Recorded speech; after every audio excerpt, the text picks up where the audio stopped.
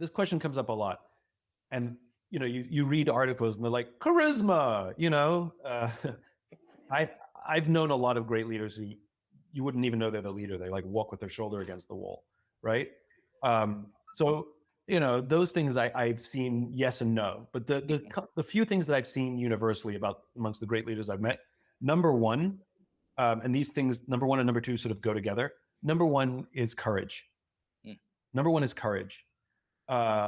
The courage to speak truth to power, the courage to be honest about my own failings, my own capabilities, the courage to be open about my failings and my capabilities. Like, these things are excruciating. The courage to tell somebody something that you know is going to hurt their feelings.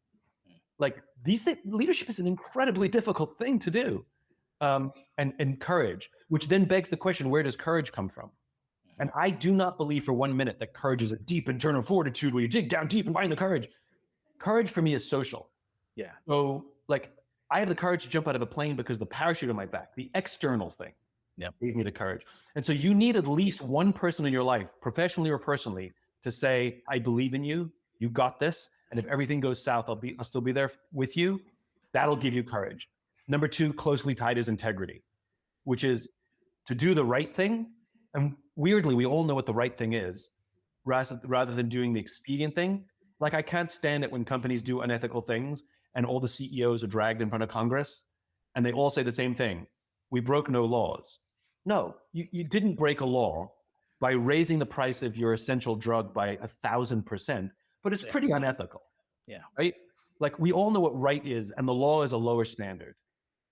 And so the courage to have integrity, and integrity driving my courage, like, those things go together.